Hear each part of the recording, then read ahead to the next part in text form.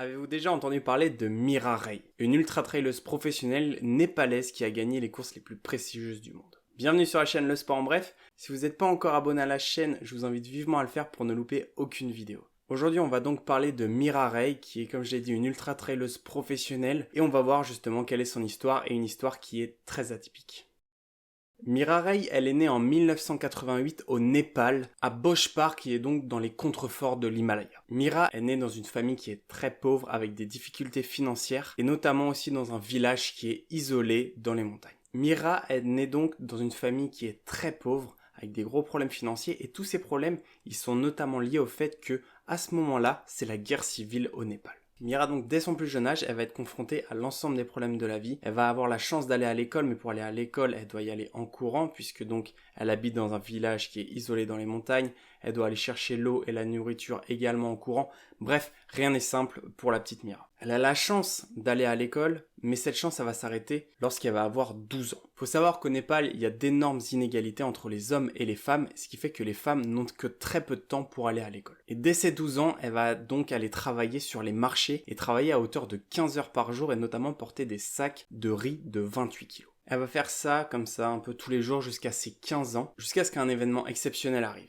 Alors qu'elle était tranquillement dans son village, donc que je disais isolé dans les montagnes, on va avoir les insurgés du Parti communiste qui vont traverser son village pour essayer de recruter des jeunes. Ce Parti communiste, il va proposer deux choses à toute personne qui accepterait de rejoindre ce mouvement. 2 repas par jour, plus des activités et le fait qu'ils seront actifs. Et Mira, elle va donc accepter de rejoindre ce Parti communiste avec 2 objectifs, le fait de permettre à sa famille de survivre et également pouvoir sortir du chemin habituel d'une femme népalaise qui est donc de travailler à la maison, de se marier et de fonder une famille. Ce que j'ai pas dit, c'est qu'en rejoignant ce parti communiste, elle va devenir donc un enfant soldat. Et durant toute sa formation en tant qu'enfant soldat, elle va notamment découvrir et enrichir sa passion pour la course à pied. C'est une passion qu'elle va découvrir donc pendant sa formation et qu'elle va entretenir tous les jours pendant qu'elle va être enfant soldat en allant courir tous les matins. Et par chance, pendant toute sa carrière d'enfant soldat, elle ne va jamais voir ou participer à des combats. Ce quotidien-là, elle va le connaître pendant 2 longues années et en 2006, on va avoir la fin de la guerre civile et un signet de paix. Mira, à l'aube de ses 18 ans, elle va donc quitter justement ce parti communiste. Elle va ensuite avoir l'occasion de diriger la division sportive de l'armée populaire de la libération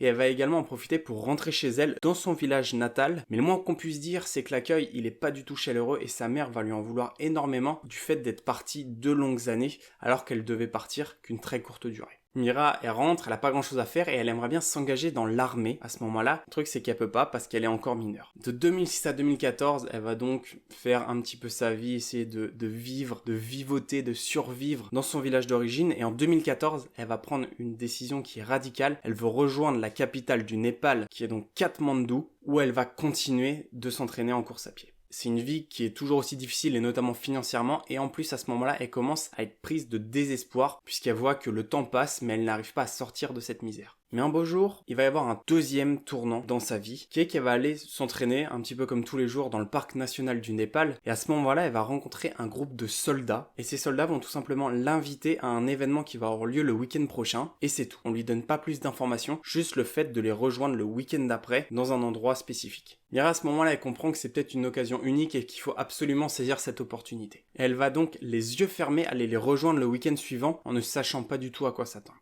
Et ce week-end-là, en arrivant donc au lieu de rendez-vous que les soldats lui avaient fixé le week-end précédent, va se retrouver engagé sur un ultra-trail de 50 km en plein Himalaya. Et ces 50 km-là, oui, ok, Mira elle courait et elle a couru depuis qu'elle est toute petite, mais elle n'a jamais parcouru une distance aussi élevée. Et contrairement à une grande partie des personnes qui sont là sur la ligne de départ, elles se retrouvent sur la ligne de départ avec des chaussures qui sont bas de gamme, pas de nourriture et pas d'eau. Et pour couronner le tout, pendant toute cette course, il va y avoir une énorme tempête qui va s'abattre sur l'Himalaya, qui va donc augmenter significativement la difficulté de la course. Mais très rapidement, elle se rend compte qu'en fait, elle est pas mauvaise en course à pied, elle est même plutôt bonne, et elle va décider de courir avec le groupe des garçons. Elle court avec ce groupe de garçons, sur une 40aine de kilomètres, tout se passe bien, mais quand on arrive justement 10 km avant la ligne d'arrivée, elle commence à pas se sentir bien, elle va avoir des vertiges, et ça, c'est tout simplement dû au fait qu'elle n'a pas d'hydratation, elle n'a pas de nourriture. Deuxième coup de chance, parmi tous les concurrents qui sont avec elle dans le groupe des hommes, il y en a un qui va lui donner de l'argent et ce qui va lui permettre d'aller acheter dans une petite boutique par là des nouilles et un jus de fruits. Et aussitôt après, elle va pouvoir repartir avec donc nettement plus d'énergie et elle va finir cette course. Mais quelque chose d'assez surprenant, c'est que finalement, elle va pas simplement finir la course, mais elle va aussi la gagner. Elle était la seule femme inscrite sur cette course et pourtant va être la gagnante. Autant vous dire que l'organisateur, à ce moment-là de cette course, il va être complètement ébloui par la performance de Mira et il va lui proposer de l'aider justement à continuer et à poursuivre son entraînement en course à pied. C'est donc le début de la carrière professionnelle de Mira Ray en tant que ultra-traileuse professionnelle. Et sur tout le reste donc de l'année 2014, elle va continuer d'enchaîner les victoires, mais un troisième tournant de sa vie va arriver en 2015. Au-delà du tournant de sa vie, c'est surtout le tournant de sa carrière, puisqu'elle va s'inscrire sur le mythique marathon du Mont Blanc, qui est considéré comme l'un des ultra-trails les plus difficiles du monde. On va parcourir une distance donc de 80 km avec un dénivelé positif de plus de 6000 mètres. Et cette course, vous vous en doutez, elle va la remporter et notamment face à des athlètes de classe mondiale et donc va commencer à écrire sa légende.